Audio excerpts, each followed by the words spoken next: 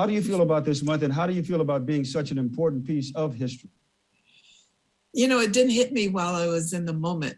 It's something that comes along years later. But, you know, then when your children come along, and I had to stop and think the other day because I spent a lot of time advocating for girls, youth girls in sports.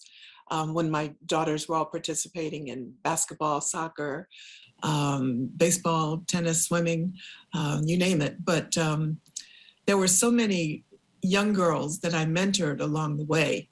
And it was always so much fun when from seeing them at 9 years old, and then you see them at 19 and are off to college and you help them to get scholarships many times. And then all of a sudden they say, hey, Mama Jayne, you're Jayne Kennedy.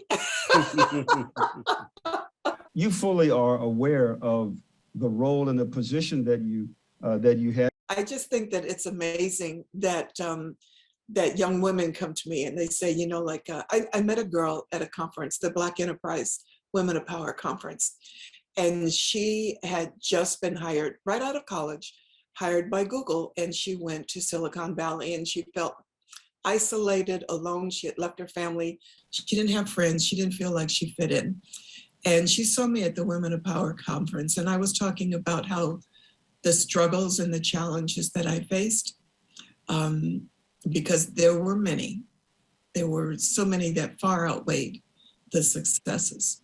But she said, listening to you tonight made me believe that I can do this. And then 2 years later, they had the 15th anniversary.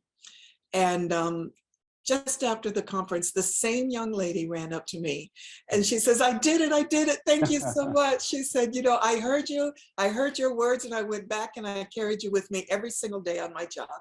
And she said, I just came back today to tell you it was because of you. So yes, I feel truly honored. You're a living piece of history.